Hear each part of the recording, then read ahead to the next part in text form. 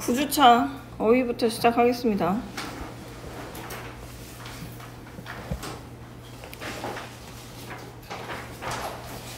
한자성어 목불식정. 목불식정은 이 글자를 보고도 인지를 못한다라고 한다는 뜻이에요. 아주 간단한 글자인 정자를 보고도 그게 고물의 정자인 줄을 알지 못한다라고 한다는 뜻으로 아주 한 글자도 모르는 까막눈이다라고 한다는 걸 목불식정이라고 해요. 이거랑 비슷한 게 낯 놓고 기억자 모른다는 거예요.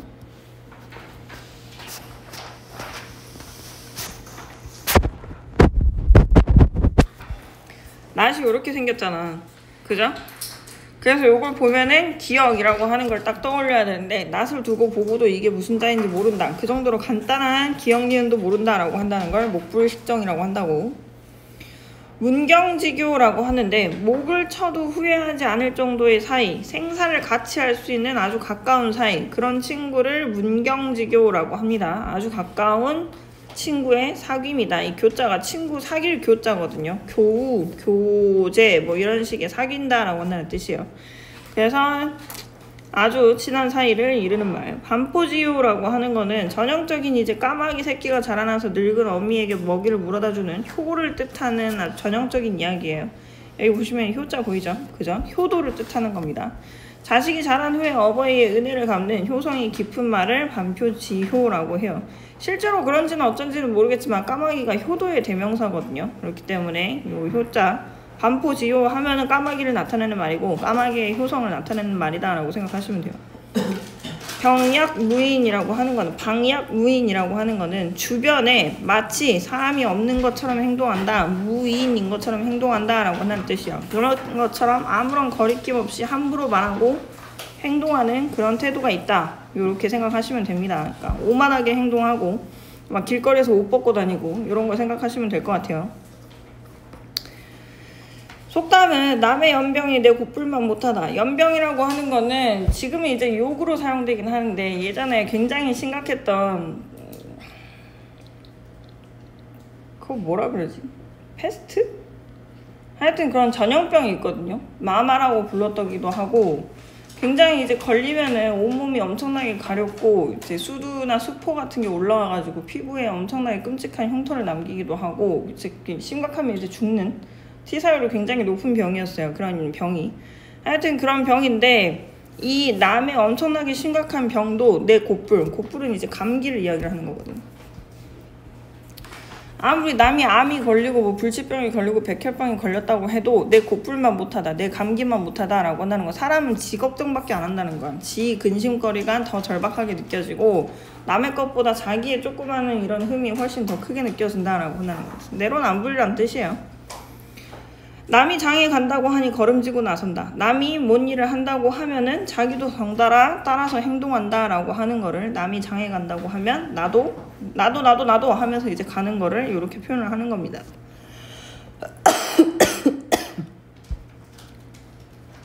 내닫기는 주막집 강아지. 내닫는 거는 이제 달려나가는 거, 펄쩍펄쩍 뛰고 다니는 거, 이런 걸 이야기를 하는데 이게 주막집 강아지랑 똑같다. 나다니는 거는 주막집 강아지랑 똑같다, 이렇게 이야기를 하는 거야. 주막집 강아지는 그러니까 가게에서 기르는 강아지라고 생각하시면 돼요. 이 사람 저 사람 많이 만나기 때문에 굉장히 이제 성격이 좋아가지고 사람만 보면 이렇게 가서 꼬리 흔들고 이렇게 나댈 거잖아. 그죠? 요런 데서 기르는 강아지들은 그 정도로 여기저기 다 나서가지고 사람들이랑 친화력 있게 뭐 이야기하고 뭐 이렇게 일에 참견하는 그런 사람을 내닫기는 주막집 강아지라고 한다는 거. 노는 입에 연불하기. 그러니까 노는 시간에 뭐라도 하는 게 낫다는 거야. 연불이라도 웬다는 거지. 어차피 입이 놀고 있으니까 아무 일도 안 하고 있으니까, 그러니까 연불이라도 하는 것이 낫다, 이렇게 이야기를 하는 게 노는 입에 연불하기라고 하는 겁니다. 여기서 제일 많이 쓰는 게 이 두 개인 것 같아. 남의 연병에 내 곱불만 못하다라고 한다는 거랑 노는 입에 연불하기, 이런 거는 실생활에서도 굉장히 좀 많이 쓰기 때문에 알아두시면 좋겠죠. 넘어가죠. 한자어, 오늘은 유자예요. 끌어당긴다라고 한다는 뜻이에요. 유입, 유인, 유도, 요거 더 단어들 보시면 아시겠지만 유도한다, 이쪽으로 방향을 유도한다. 사람이나 물건을 목적한 장소로 방향으로 이끌어낸다, 이쪽으로 오게 한다라고 한다는 뜻이에요. 그래서 여기 보시면 이제 길도자에다가 이렇게 도자를 써놨고, 그리고 유인, 끌어당긴다는 뜻이지. 끌고 끌어낸다라고 한다는 뜻이야. 주의나 흥미를 일으켜서 이쪽으로 끌어당긴다라고 한다는 거. 그러니까 여기는 장소나 방향으로, 목적한 장소나 방향으로 간다라고 한다는 이 도자가 조금 중요한 거고, 여기서는 인, 꿰어내가지고 여기까지 오게 하는 거. 이런 게 이제 중요한 글자겠죠. 유인의 인자가 좀 더 중요하겠지. 유입은 꿰어서 끌어들이는 거.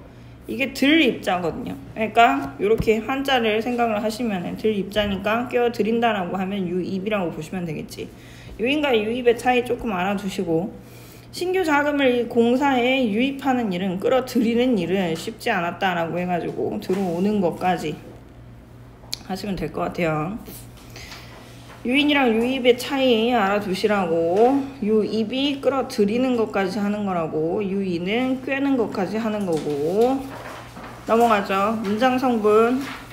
이번 시험 범위일 거예요. 양지 중이든 송호 중이든 이번 시험 범위일 가능성이 높습니다. 그래서 자, 잘 보셔야겠지. 웬만하면 오늘 문장 성분이랑 이제 문장, 아는 문장, 암기 문장까지 사실 다 해버리고 싶었는데, 너무 많이 하면 또 여러분들 과제가 많아져가지고 또 안 할 수는 없으니까. 그래서 좀 적당히 하고 끊었는데, 송호준 같은 경우에는 이번 주, 돌아오는 주 월요일에 바로 수행평가 있죠. 전 반이 다 같이 보는 거야? 수요일로 옮겼어. 수요일로 옮겼어? 선생님이 문제 어떻게 낸다고 예시문항 같은 거 알려줬어? 알려줬어? 에 있는 그대로? 문장 그대로 낸대? 많이 바꾸기는 할 건데, 그것도 문법을, 문장 뭐 많이 바꾸면 아예 문장이 달라져 버려가지고 문법이 달라져서 많이 바꾸진 않을 거야. 해봤자 명사나 조금 바꾸겠지. 철수를 뭐 영의로 바꾼다거나 뭐 그런 식일 거예요. 문장 틀은 많이 못 바꿔. 위험하거든. 하여튼 여러분, 수행평가는 무조건 다 100점 맞으셔야 돼요. 아시겠지? 자신 없으면 미리미리 말해서 선생님한테 좀 도와달라고 하고, 그러면은 일요일 저녁에 좀 오셔가지고 선생님이 개인 교습을 좀 해드릴 테니까 와서 수업을 좀 들으시던가. 자신 없으신 분들은 송호중 수행평가 그거 도움 받고 싶으면 선생님 문제풀이까지 좀 완벽하게 해드릴 테니까 미리 문법 수업 미리 한다고 생각하고 좀 해드릴 테니까 오세요. 아시겠죠? 근데 선생님 이번에 시험기간이어가지고 지금 고등학교 형아들은 시험기간이거든.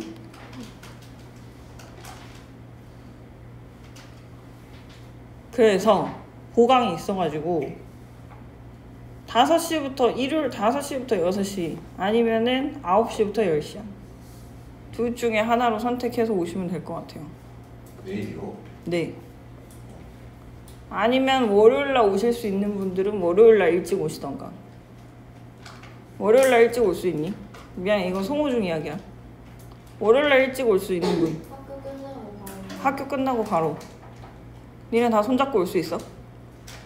학교 끝나고 바로? 그러면 선생님이 문법 특강 해줄게. 교과서에 있는 거 학습활동 싹 다 훑어주고. 올 거야? 지수 올 수 있어? 그러니까 올 거야 말 거야? 그러면 지우는? 그럼 지금 송호중 다 오는 건가? 주아 빼고? 주아도 와? 학교 끝나고? 알겠어요. 그럼 월요일날 할게요. 가세요. 일단 월요일날 무조건 끝내고 무조건 100점 맞는 걸로 하자. 얘들아 알겠지? 요 수행평가 보고 나면 점수 바로 알려줘 나한테. 양지중도 마찬가지야. 니네 다음 주에 그거 포트폴리오 쓰는 거 또 하지? 시, 비평문 쓰기. 그죠? 이번 주 일요일까지 다 해서 내. 나한테 내. 미리 준비해서 다 외워서 가야 돼. 그거 거기 가서 쓰는 거 아니야. 다시 한번 이야기하지만 수행평가 뭐 써오라 거기 학교 가서 쓴다고 해서 학교 가서 쓰는 거 아니에요. 미리 써가지고 외워서 가서 쓰는 거예요. 알겠죠? 집에서 다 준비해가지고 완벽하게 세팅해가지고 학교 가서 외워서 쓰는 거야. 그게 수행평가야. 니들이 뭔가 잘못 알고 있나 본데 니네들의 직독직해 능력이라던가 즉석해서 작문하는 능력을 시험하는 게 아니야.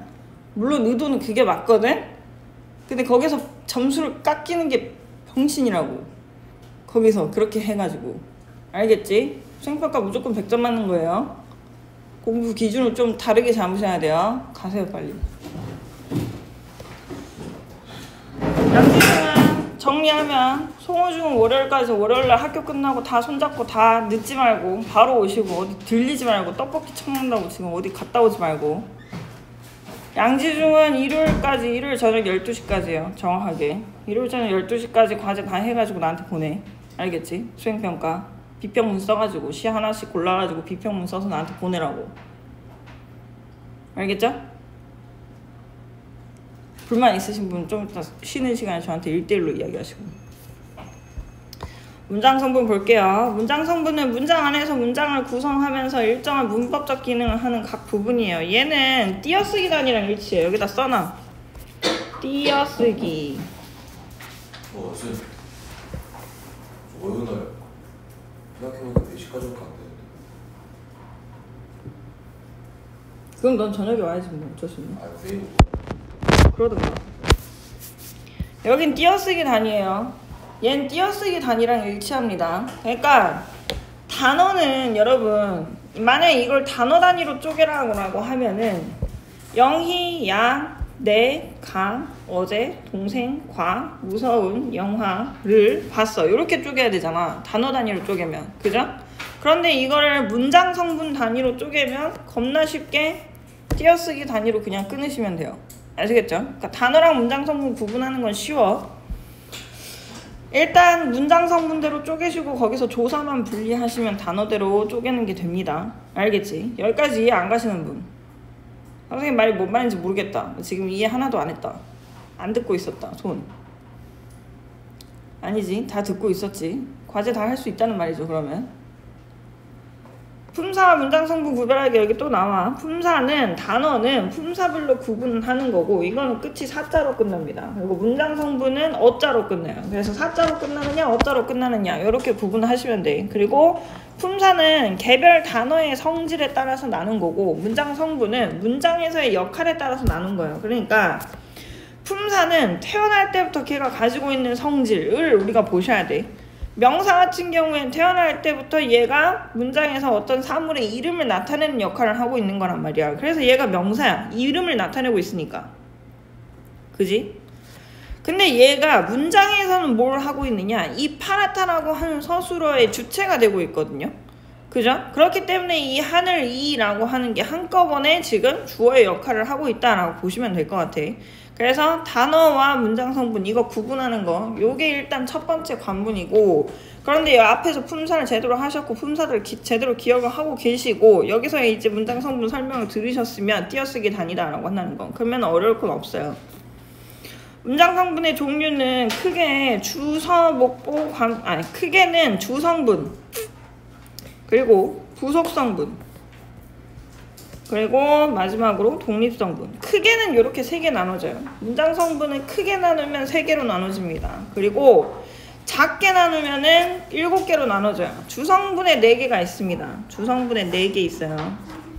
주성분은 문장의 골격을 이루는 필수적인 성분이라고 해가지고 문장에서 반드시 필요한 애들이거든. 그렇다고 해서 얘네들이 4개가 무조건 다 나타나야 한다는 말은 아니고 만약에 얘네들이 있어야 할 자리라면 빠지면 안 된다라고 한다는 거지. 특히 이제 주어 서술어가 조금 중요해. 문장을 이루고 있는 주요 골격이고 그 어떤 문장에서도 얘네 둘 중 하나가 없으면 안 돼요. 무조건 주어랑 서술어는 있어야 돼. 그리고 주어랑 서술어는 이제 남친 여친 같은 거여가지고 서로 짝이야. 서로 짝이기 때문에 무조건 커플로 있어야 돼요. 서술어만 있거나 주어만 있거나 그럴 순 없어. 만약에 안 나타났어. 그러면 지금 원거리 연애를 하고 있는 거야. 예를 들어서 생략이 되는 거. 생략이 돼가지고 둘 중 하나가 생략돼서 굳이 안 나타날 수는 있어요. 그러니까 밥 먹었어 이런 경우 밥 먹었어? 라고 했는데 누가 밥 먹었는지 지금 문장에서 안 나타났잖아.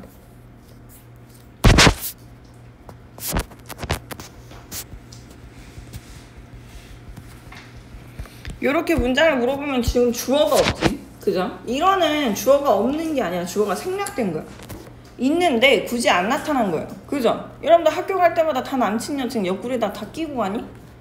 아니잖아. 그쵸? 필요할 때만 꺼내서 쓰는 거잖아요. 그죠? 필요할 때 꺼내서 쓰는 말이 좀 이상하긴 한데 하여튼 그죠? 여러분 만날 때만 만나는 거죠. 그쵸? 그런 식으로 여기엔 지금 주어가 있어요. 너 그지? 근데 굳이 안 쓴 거야. 이런 식으로 생략될 수는 있는데 하여튼 서술어가 있으면 거기에 해당하는 주어가 무조건 있어야 되고 주어가 있다는 거는 서술어도 있다는 뜻이야. 그렇게 생각하시면 돼. 두 개는 무조건 짝이고 서로가 없을 수가 없습니다. 그래서 주어는 동작이나 성질, 상태의 주체가 되는 문장 성분이라고 하고 서술어는 주어의 동작, 상태, 성질을 풀이하는 기능을 한다라고 이야기해요. 즉 주어는 서술어의 주체가 되는 거고 서술어는 주어를 서술해주는 애다라고 생각하시면 돼요. 아시겠죠? 동작, 성질, 상태를 풀어주는 걸 서술어가 하는 거거든요. 근데 그것의 주체가 되는 건 주어고 주어를 서술해주는 게 서술어다 이렇게 생각하시면 돼요. 서로 상호적인 관계예요. 서로 완전 그냥 없으면 안 되는 관계.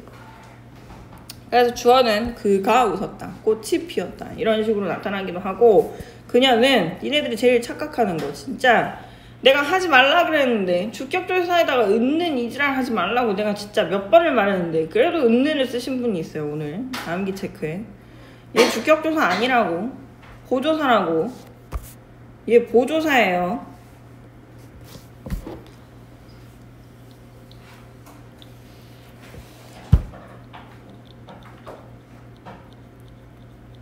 여러분 내가 맨날 일찍 오라고만 하고 여러분들한테 구체적으로 어떻게 생활을 해야 되는지 말을 안 해드려가지고 그래서 맨날 늦으시는 것 같은데 오늘 11시에 시험을 본다고 하잖아? 11시부터 클리닉이지 그죠?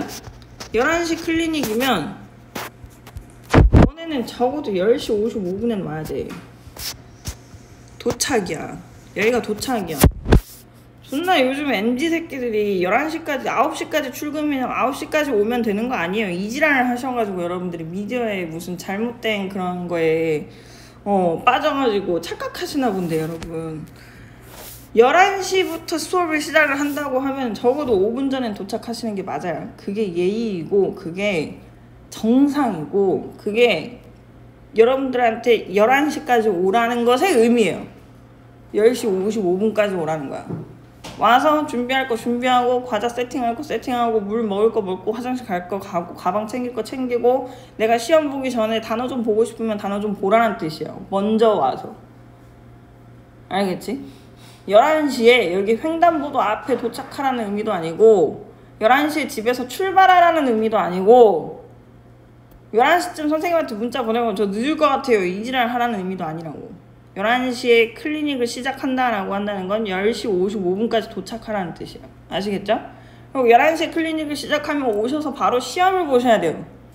여기 와서 선생님 좀만 볼게요. 선생님 과제를 덜 해서 이딴 소리를 하는 게 아니라 11시에 오셔가지고 11시에 학원에 오기 전까지 아침에 일찍 일어나서 밥 먹고 미리 복습을 하시고 미리 시험 준비를 하셔가지고 학원에 오셔서 11시는 시험을 보셔야 되는 거라고. 이해가 가? 이해가 안 되는 분이 있니 혹시? 없지? 그죠? 네. 아침에 일찍 일어나셔가지고 준비를 미리 다 하세요. 아시겠죠? 그리고 다음부터는 이렇게 할 겁니다 여러분. 11시에 클리닉을 시작하는데 지각을 해. 그 지각하신 분들 시간 다 합쳐서 그만큼 늦게 끝낼게요. 됐죠?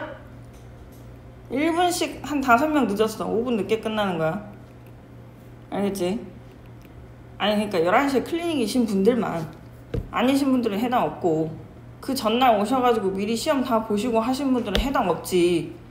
금요일날 와가지고 오답도 다 하고 시험도 다 보고 지 할 거 다 하고 하시는 분들은 상관없죠. 그분들은 딱 11시 55분까지 오시면 되는 거예요. 그러면 12시 수업 시작하니까.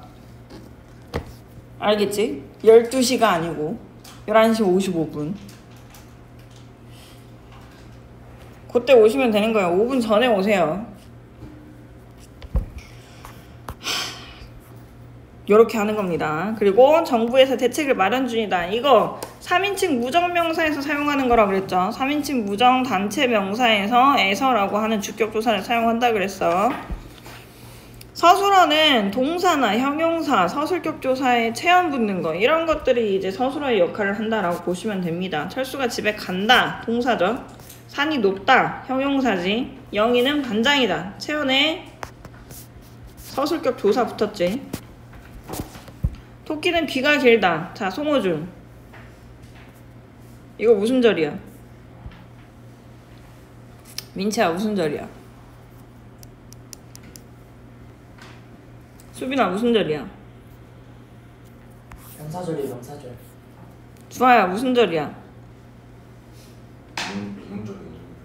니네 진짜 수업 들은 거 맞아? 아, 수행평가 보면 다 틀리겠네. 뭔 인용절, 명사절 이러고 있어. 서술절이잖아.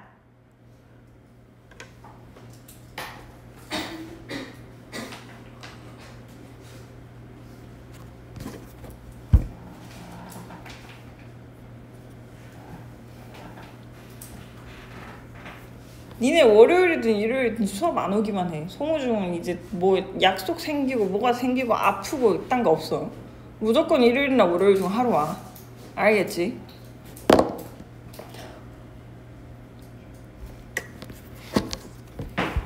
토끼가 귀가 길다. 긴 게 뭐야? 토끼가 긴 거야? 귀가 긴 거야?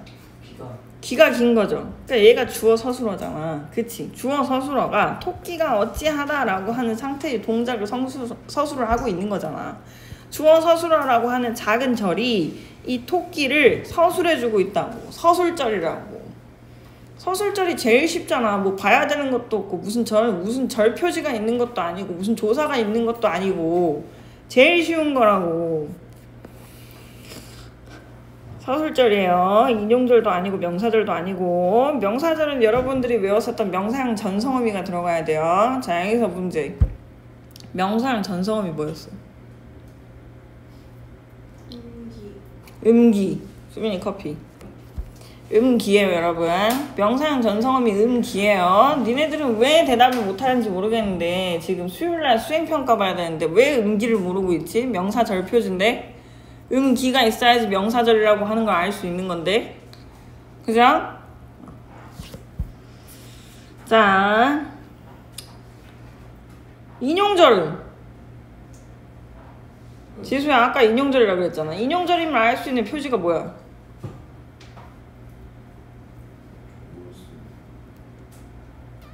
인용의 부사격조사 라고랑 고예요.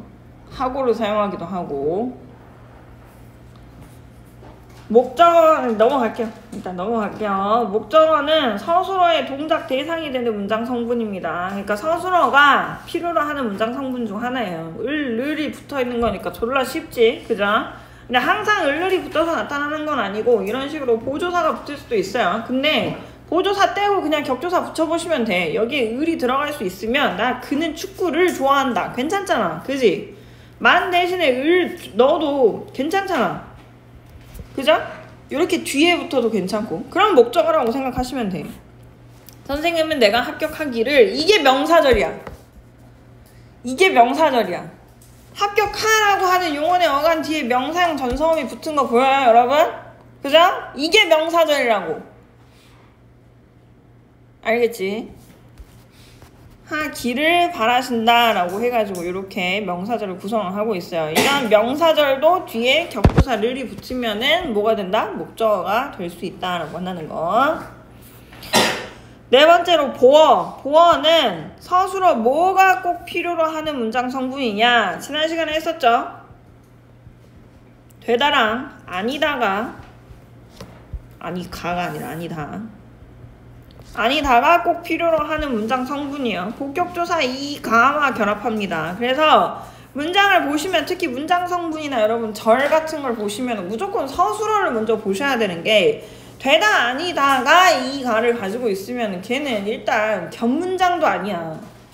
아는 문장 이어진 문장은 겹문장이잖아. 양지중은 아직 안 배웠지만 문장은 혼문장이랑 겹문장이 있어요. 견문장은 문장 하나의 문장 안에 주어 서술어 관계가 2개 이상인 걸 이제 견문장이라고 하는데, 이 견문장 안에 이어진 문장이랑 아는 문장이 있는 거거든. 아는 문장이. 근데 니네들도 알고 있어. 내가 어미 알려줬잖아. 어미. 그지? 넌 몰라. 어미 알려줬죠? 연결어미의 3가지 종류 뭐가 있었어, 성민아?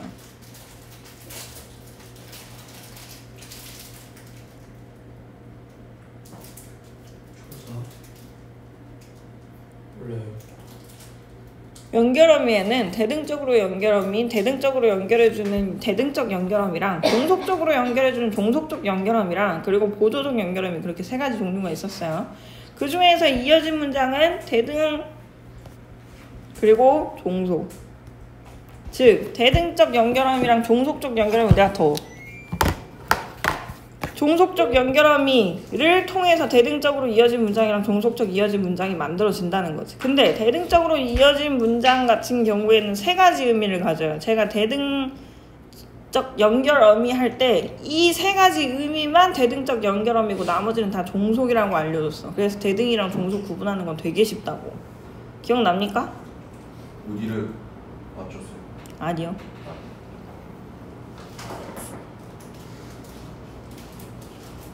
그 전주에, 그 다음 주에 배운 거예요. 그 다음 주.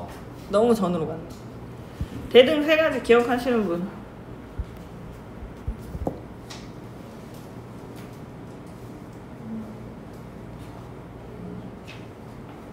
네?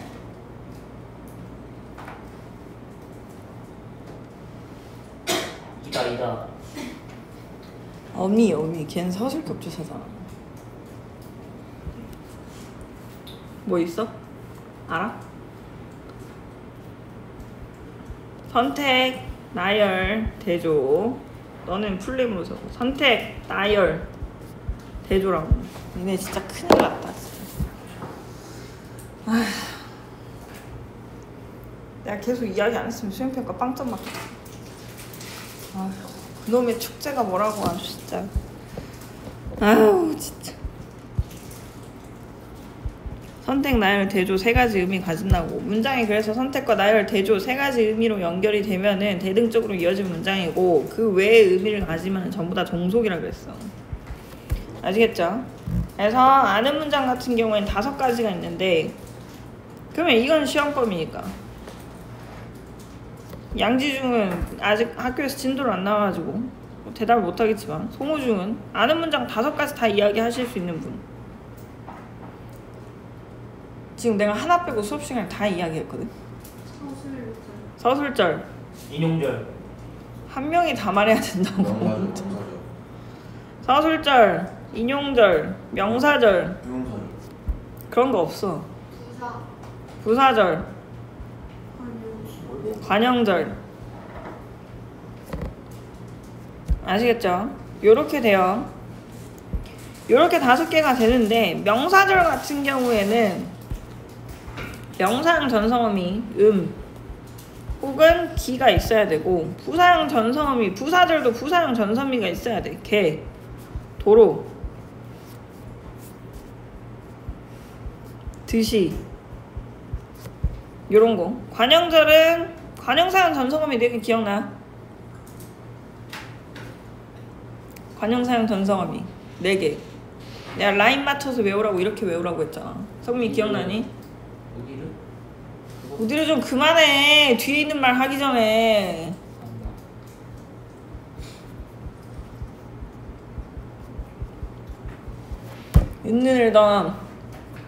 은는을던이라고. 관형절 나타내는 절 표지가 은는을던이라고. 관형사형 전성어미가 은는을던이라고. 인용절은 라고 고. 서술절은 절 표지가 없어요. 아시겠죠? 서술절임을 알 수 있는 거는 주어가 2개 나타나고 서술어 하나 나타난다는 거야.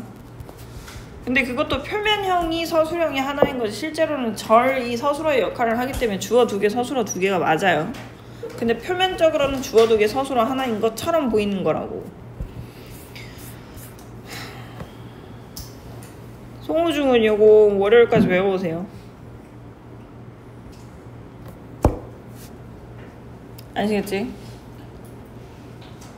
대답 안 하냐 송호주? 예. 월요일까지 외우세요. 최소한의 내용이요.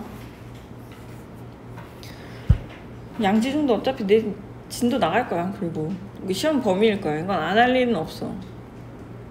시험 한 번 보는데 니네도 한 번 보잖아. 그지? 시험 한 번 보는데 문법을 빼고 봐? 네가 선생님이라도 그러기 쉽지 않지. 그죠? 자, 이거 보호하다가 왔는데 이게 보호가 왜 나왔냐면은 이걸 서술절이랑 제일 많이 헷갈려. 서술절 방금 나왔던 게 이거죠. 토끼가 귀가 길다. 그지? 이렇게 해가지고 가가 붙은 게 이 가가 붙은 게 두 개 있고 서술어 하나 있네. 서술절 이렇게 생각하기 쉽단 말이지. 근데 나는 바보가 아니다.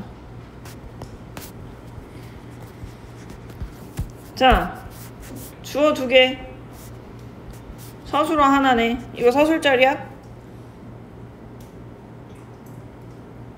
아니요. 왜?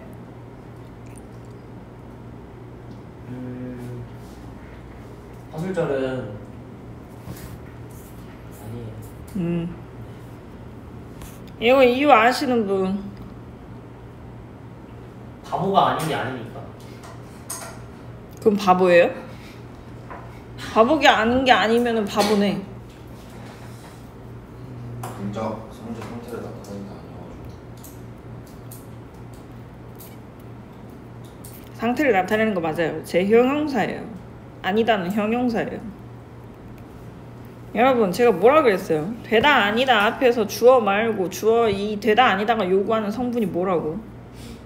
보호라고. 그지? 나가 주어져. 아니다 서술하고. 근데 아니다는 주어 말고 뭘 요구한다 그랬어? 보호 요구한다 그랬지. 야, 이 바보가가 뭐야? 보호야. 보호. 이해가? 그러니까 서술절이 아니라고. 이거 무조건 함정으로 낸다니까. 혼문장인지 견문장인지 서술절인지 아닌지 낸다고. 이거 무조건 중학교 문제 단골이에요. 중학생이나 틀리는 거거든 이거. 고등학생부터 안 틀려. 중학생이나 틀리는 거야. 토졸들. 아시겠죠? 기억해. 다 적었니? 왜 보여줄 때 안 적고 펜을 돌리고 있냐고. 되다 아니다 꼭 필요로 하는 성분은 보어예요. 그 보어는 본격조사 이 가가 결합해서 만들어지는 거고. 물이 얼음이 되었다.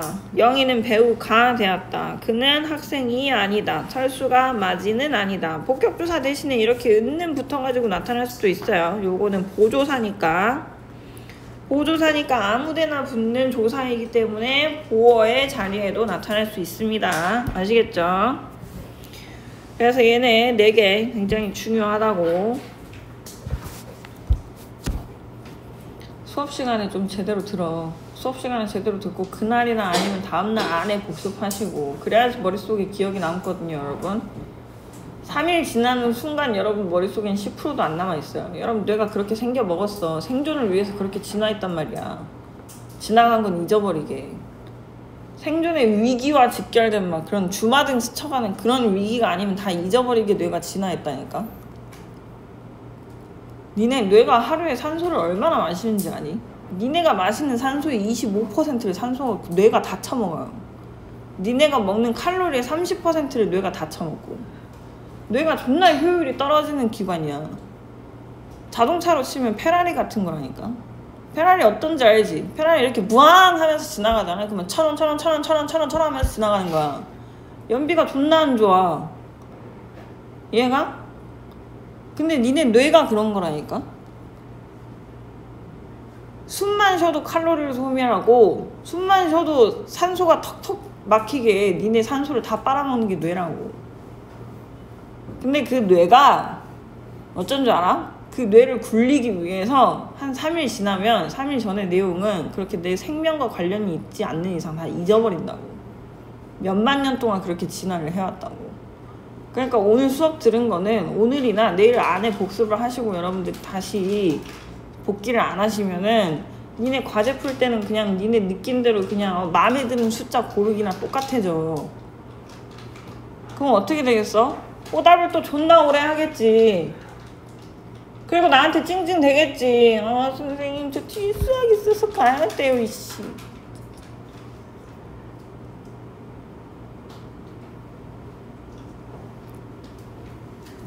제발 부탁인데 여러분, 과제 할 때 내가 쓰고 싶은 말 쓰기, 내가 고르고 싶은 번호 고르기, 로또 번호 거르기 이딴 거 하지 마시고 제발 배운 대로 좀 공부를 하세요. 배운 대로 푸시고. 알겠죠? 대답 안 해? 예.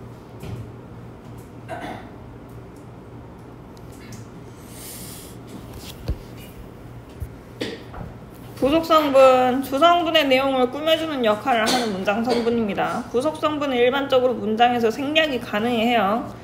관형어 같은 경우에는 체언을 꾸며줘요. 자, 여기서 이야기하는 건 여러분, 내가 진짜 누누이 이야기하는데 철수가 새 옷을 샀다라고 하잖아. 그러면 새는 옷을 꾸미는 게 아니라 옷을 꾸미는 거야.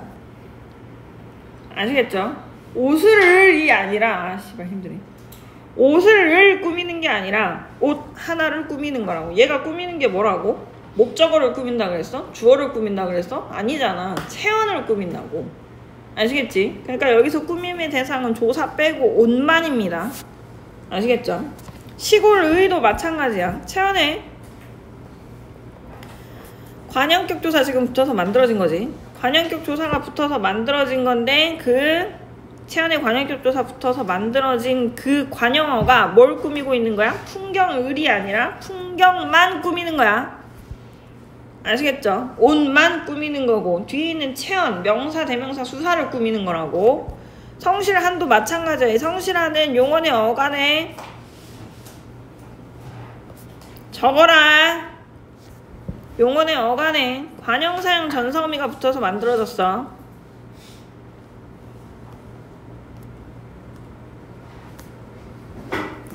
관형사형 전성어미가 붙어서 만들어진 거라서 그래서 용언의 관형사형이라고 부른다고.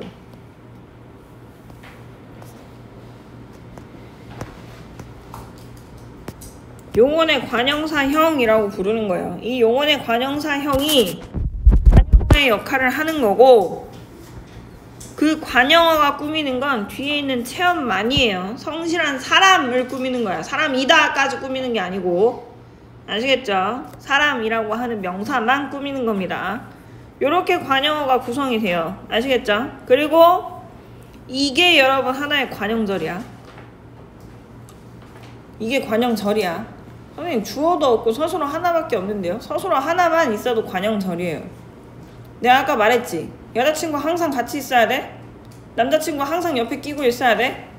밥 먹을 때도 잘 때도 학원 갈 때도 학교 갈 때도 항상 있어야 돼? 아니잖아. 필요할 때만 꺼내 쓰는 거라 그랬잖아. 그죠? 여기도 똑같아요. 그녀는 성실한 사람이다 라고 했는데 그녀가 성실하다 라고 하는 주어가 있어요. 그죠? 주어가 있다고. 근데 여기 겹치잖아. 그녀는 성실한 사람이다. 사람이 성실하다. 그녀는 사람이 성실한 사람이다. 겹쳐서 나오면 재미가 없잖아. 이상하잖아 문장이. 그러니까 겹치는 건 생략하는 거라고. 아시겠죠? 이런 식으로 관형절이 만들어지는 겁니다. 생략하면서. 나중에 다시 할 거예요 여러분. 자, 부사어는 서술어, 관형어, 다른 부사어, 문장 전체를 꾸며주는 문장 성분입니다. 얘가 제일 많이 꾸며요. 주로 서술어가 한 80%긴 해. 80%긴 해요. 근데 한 10%, 20% 정도로 요런 다른 전체를 꾸미기도 한다는 거. 근데 관형어 다른 부사어 꾸미는 건 솔직히 말해서 1%고 나머지가 문장 전체를 꾸미는 애들이라고 보시면 돼요. 그러니까 서술어랑 문장 전체만 기억하셔도 상관은 없어. 알겠지? 다 적어라. 니네 대가리 믿지 말라고. 니네 시험 점수를 생각해. 니네 머리 믿지 마. 니네 머리 믿고 필기 안 해도 될 거면은 니네 시험 다 100점 받았지. 알려준 거 다 기억할 거면. 건방 떨면서 공부하지 말고 다 적으라고. 차가, 부사어 보시면 차가 빠르게 달린다. 아까 부사형 전서미가 뭐가 있다 그랬지? 개, 도록, 듯이 있다 그랬죠? 그죠? 여기 지금 뭐 붙었어? 개 붙었지? 그죠? 그럼 뭐야? 얘가 부사절이야. 얘가 용언의 어간에 부사형 전성어미가 붙어서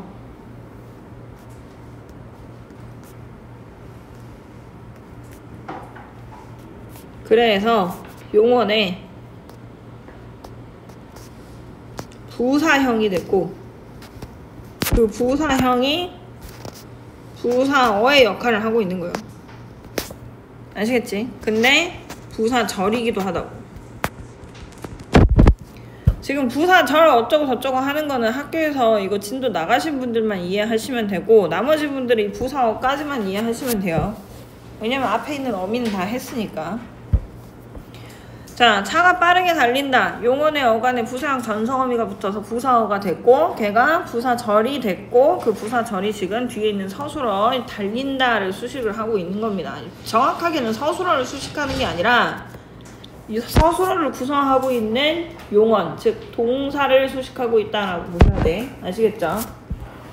매우 푸르다. 이 매우가 지금 뭐 꾸미고 있어? 뒤에 있는 서술어, 즉 형용사를 수식하고 있는 거예요. 형용사를 수식하고 있습니다. 이런 식으로 부사는 동사나 형용사 꾸미고요. 가끔씩 아주 세 사람이 되었다. 이런 식으로 관형사를 수식하기도 합니다. 부사가 관형어로 수식하기도 해요. 얘가 관형어인 거지. 가끔씩. 맨날 그러는 것도 아니고 자주 나타나는 것도 아니야. 아까도 말했다시피 한 1% 정도 나타나는 애예요. 높이 날고 있다. 근데 무척 높이, 매우 높이 이런 식으로 다른 부사를 수식하기도 합니다. 얘가 부사인 거야. 높이가. 부사가 부사를 꾸미고 있는 거지. 그리고 모름지기 사람은 꿈을 가져야 한다. 이거 지난 시간에 우리 수식원 할 때 다 했어요. 관형사 부사 할 때 다 했다고. 선생님 부사 종류 할 때 성상부사, 부정부사, 지시부사, 양태부사, 문장부사라고 나오긴 했지만 그리고 접속부사 이렇게 5개 알려줬잖아. 그지? 그 중에서 지금 양태부사, 문장부사 하고 있는 거야. 문장부사가 뭘 나타낸다 그랬어? 말하는 사람 화자의 심리 상태를 나타내면서 문장 전체를 꾸민다 그랬지. 기억나? 안 나지? 복습을 안 해가지고. 얘가 문장부사라고. 다른 말로 양태부사라고 한대고. 양태부사는 뭘 꾸며? 문장 전체를 꾸민다고. 아시겠죠? 그 부사가 무슨 역할을 하고 있는 거야? 부사어의 역할을 하고 있는 거야. 아시겠죠?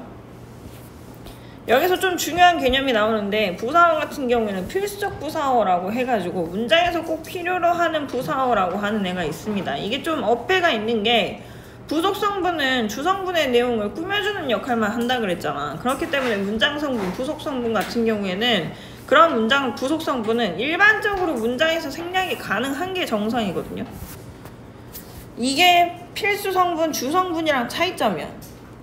주성분은 얘가 나타나야 할 자리에서 무조건 나타나야 돼. 목적어 같은 경우에는 동사가 타동사면 무조건 목적어를 요구를 하기 때문에 무조건 있어야 되고 보어 같은 경우에도 서술어가 되다 아니다야? 그럼 무조건 보어가 있어야 돼. 그게 정상이야. 그죠? 근데 부속성분은 꾸며주기만 하는 거라고. 그죠? 이렇게 생각해. 주성분은 여러분 상의랑 하의야. 티랑 바지라고 생각하시면 돼. 너 이거 없이 밖에 나갈 수 있니? 성민아, 바지 안 입고 밖에 나갈 수 있니? 없지. 근데 부속성분은 뭐냐? 리본이에요. 리본. 지수야, 너 리본 없다고 나 머리에 리본 달아야 되는데 리본 없으니까 밖에 안 나갈 거야 막 하면서 그렇게 뗐어? 아니죠? 리본 내가 차고 싶으면 차는 거고 안 차고 싶으면 안 차는 거야. 그죠? 그런 거라고. 근데 어떤 리본은, 어떤 부속 성분은 반드시 차야 되는 리본이에요. 없으면 안 되는 리본이기도 해요. 무조건. 안 차면은 문장의 구성이 안 되거든. 그런 애들을 뭐라고 하느냐? 네가 반드시 차고 나와야 하는 리본. 이걸 필수적 부사어라고 이야기를 합니다. 이딴 게 도대체 왜 있느냐? 서술어 때문에 있는 거예요. 아까 뭐라 그랬지? 주어랑 서술어는 문장에서 반드시 필요한 애들이라 그랬지. 그죠? 근데 그 중에서도 여러분 더 중요한 애를 꼽으라고 하면 서술어예요. 서술어가 문장을 거의 구성한다고 해도 과언이 아닐 정도예요. 그 정도로 서술어가 중요해. 내가 그래서 동사 형용사 할 때 여기가 진짜 중요하다 그랬잖아. 용언이. 그래서 두 주에 나눠서 한 거고. 한국어는 끝까지 들어보라고 하지. 왜 그런지 알아? 서술어가 뒤에 있어서 그래. 동사 형용사가 뒤에 있어서 그런다고. 우리는 뒤에서 서술하는 문장이란 말이야. 영어는 앞에서 하잖아. 그지? 영어는 앞에서 하고 나서 그 다음에 목적어나 부사어나 꾸미는 말들이 뒤에 나오잖아. 근데 우리는 앞에서 주어랑 꾸미는 말 다 놔둔 다음에 그 다음 마지막에 결론을 내는 문장이라고. 이해가? 그래서 한국어는 끝까지 들어야 되는 거야. 그러니까 문제도 좀 끝까지 읽어, 이 새끼들아. 대충 읽고 싶은 데만 선택해서 읽지 말고. 필수적 부사어는 그렇게 우리 문장에서 중요한 서술어가 요구하는 필수적 부사어예요. 그러니까 뭐 그런 거라고 할 수 있지. 높으신 분의 따님이라고 생각하시면 돼요. 어디 저기 이렇게 막 VIP나 뭐 이름을 차마 입에 올릴 수 없는 그 정도로 높으신 분들의 뭐 가족이라던가 VIP의 가족이라던가 그런 애들이라고 생각하시면 돼. 없으면 안 돼. 필수적 부사어야. 아시겠죠? 그래서 필수적 부사어는 생략할 경우 문장이 불완전해집니다. 예를 들어서 이런 거예요. 부사어는 부사어인데 얘가 바로 필수적 부사어야. 나는 친구에게 선물을 주었다. 친구에게 라고 하는 부사어가 필수적 부사어야. 왜? 얘가 없으면은 나는 선물을 줬다. 누구한테? 문장이 궁금해지지. 난가? 기대하게 되죠? 그죠? 이런 식으로 문장이 완전하지 않게 된다고. 문장이 궁금해진다는 건 완전하지 않다는 뜻이야. 그렇기 때문에 이 부사어는 부속성분이고, 부속성분은 문장에서 생략될 수 있음에도 불구하고 얘는 생략되면 안 되는 부속성분, 즉 필수적 부사어라고 한다는 거지. 주로 어디서 나오냐? 이런 서술어에서 나와요. 같다, 비슷하다, 닮다, 다르다, 생기다, 다니다. 병원에 다닌다. 어디에 다니는지 있어야지. 그러니까 행동의 어떤 방향성이라던가 장소라던가 어떤 특정한 부사어를 요구를 하는 애들, 이런 애들이 이제 필수적 부사어를 요구하는 서술어라고 보시면 돼. 두 번째로 주다, 여기다, 일컫다, 삼다, 넣다, 두다 같은 그런 그런 서술어들도 이렇게 필수적 부사어를 요구를 합니다.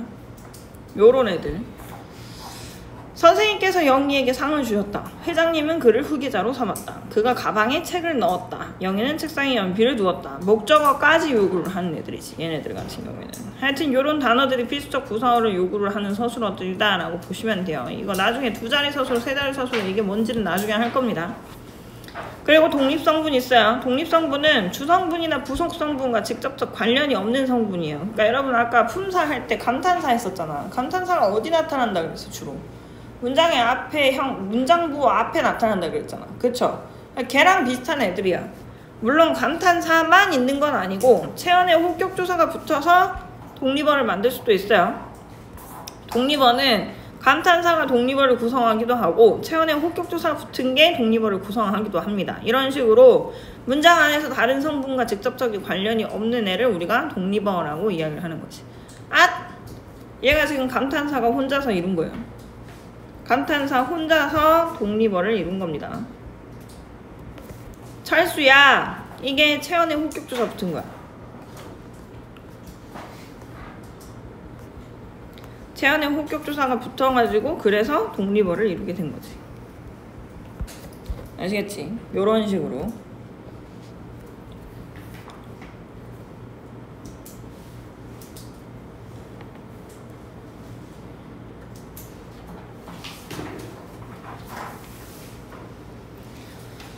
자, 그래서 독립성분은 주성분이나 부속성분과 직접 관련이 없는 성분을 이야기를 하고 감탄사 혹은 체언의 호격조사가 붙어서 만들어진다는 거. 이게 7개의 문장 성분이에요. 다시 복습 좀 할게. 주성분에는 주어, 서술어, 목적어, 보어 있어요. 부속성분에는 관형어, 부사어 있고 독립성분에는 독립어 있습니다. 주어, 서술어는 서로 짝이야. 없으면 안 돼. SV는 무조건 문장에 있어야 돼. 그리고 목적어, 보어 같은 경우는 서술어에 따라서 요구하는 문장 성분인데 목적어는 서술어가 타동사일 때 그 대상이 되는 을을 붙은 애가 목적어라고 보시면 되고 보어는 되다 아니다만 요구하는 거예요. 되다 아니다에 거기에 복격조사 이 가가 붙어야지 보어예요. 되다 아니다 붙어도 복격조사 안 붙으면 아닙니다. 그래서 되다 아니다 앞에만 나타나는 애가 보어. 그리고 두 번째로 부속성분 안에는 관용어랑 부사어 있는데 관용어는 체언을 꾸미고 부사어는 용언을 꾸민다고. 관용사랑 부사랑 하는 일은 똑같아. 아시겠죠? 근데 관용어는 관용사가 혼자 이룰 수도 있고 관용어가 될 수도 있고, 체언에 관용격조사가 붙어가지고 만들어질 수도 있고, 용언에 관용사용 전성어미가 붙어가지고 만들어질 수도 있어요. 세 가지 방식으로 만들어지는 거예요, 여러분. 너네 어차피 이거 고등학교 1학년 때 또 해야 된다. 부사어 같은 경우에는 용언의 어간에 부사형 전성어미가 붙어가지고 용언의 부사형이 부사어가 될 수도 있고, 부사가 그냥 태어난 그대로 부사어가 될 수도 있어요. 체언에 부사격 조사가 붙어도 만들어질 수 있는 거고, 여기는 안 나왔지만. 근데 부사어 중에서는 서술어가 반드시 요구하는 부사어, 즉 필수적 부사어라고 하는 게 있어서 다른 부속 성분들과 다르게, 원래는 문장에서 생략이 가능한 다른 부속 성분들과 다르게 생략을 못하는 부사어가 있다고. 주로 이런 서술어에서 나타나는 부사어를 이야기를 한다고. 이게 필수적 부사어인지 아닌지 궁금하시면 어떻게 보시면 돼? 생략해 보시면 돼요. 문장에서 그냥 이 부사어를 지워봤을 때 문장이 제대로 구성이 돼. 그러면 아니었나 보네 하시면 되는 거고, 그죠? 지웠는데 문장이 구성이 안 돼? 라고 하면은 얘가 필수적 부사어였구나 라고 생각하시면 되는 겁니다. 지워보시면 돼요. 독립성분은 관련 없는 애고 감탄사나 체언의 혹격조사 붙어서 만들어진다고. 요게 문장 성분이에요. 서술어 자릿수. 서술어가 필수적으로 요구하는 문장 성분의 개수입니다. 서술어가 그만큼 중요해요, 여러분. 우리 문장의 구조를 서술어가 그냥 쥐락펴락 한다라고 생각하시면 편합니다. 서술어가 필수적으로 요구하는 문장 성분의 개수를 우리가 서술어의 자릿수라고 이야기를 하는데, 서술어가 필요로 하는 문장 성분이 생략돼 버리면 문장이 성립이 안 됩니다. 그러니까 필수적 부사어 같은 애들이 이제 서술어가 요구하는 그런 문장 성분이라고 생각하시면 되겠죠. 서술어의 자릿수를 셀 때는 서술어는 제외하고 서술어가 필요로 하는 문장 성분의 개수만 고려하시면 돼요, 여러분. 서술어가 필요하는 것만 고려하시면 된다고. 서술어는 무조건 일단 하나는 요구해. 주어 하나는 요구해요. 아까도 말했다시피 주어랑 서술어랑 서로 커플이기 때문에 서술어는 무조건 주어는 있어야 된다고 생각해요. 근데 주어만 요구하잖아. 그러니까 다른 애는 뭐 있어도 되고 없어도 되고 뭐 이렇다고 하고, 주어는 무조건 있어야 돼. 그럼 뭐라고 하느냐? 한 자리 서술어라고 해요. 주어 하나만 요구하니까. 한 개만 요구하니까. 아시겠죠? 그래서 한 자리 서술어예요. 주어 한 개만 요구하니까. 비가 내린다, 그녀는 예뻤다, 이것이 정답이다. 이런 애들이 주어 하나만 요구를 하는 거. 그리고 두 번째로 두 자리 서술어가 있는데, 두 자리는 주어 플러스 something이야. 아까도 말했다시피 여러분, 주어랑 서술어는 커플이야. 무조건 주어는 있어야 돼. 서술어는 주어 없으면 못 살아. 아시겠죠?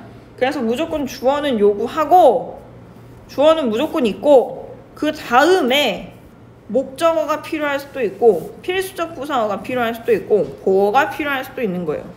이 두 번째 성분이 달라지는 거예요. 아시겠죠? 무조건 주어는 있다고 쳐야 돼. 알겠죠? 그래서 서술어가 주어 목적어를 요구하거나 혹은 주어 필수적 부사어를 요구하거나 혹은 주어 보어를 요구를 해. 그러면은 이게 전부 다 두 자리 서술어다. 아시겠죠? 주어랑 something 하나 더 요구하니까 1+1 두 개를 요구를 하는 거지. 이런 애들을 두 자리 서술어라고 합니다. 나는 소설책을 읽었어. 나는이랑 을 둘 중에 하나라도 없으면 문장 구성이 안 되겠죠? 철수는 아버지와 닮았다. 만약에 아버지와를 지워봐. 철수는 닮았다 라고만 하면 문장이 구성이 돼? 닮는 거는 방향이 필요하잖아. 어디 누군가를 닮아야 되는 거잖아. 그죠? 누군가와 닮거나 이런 식으로 필수적 부사어인데 반드시 필요한 거, 이런 애들이 필수적 부사어라고 하고, 얘도 서술어가 반드시 필요로 하는 문장 성분이기 때문에 주어랑 필수적 부사어까지 두 자리 서술어가 된다라고 하는 거지.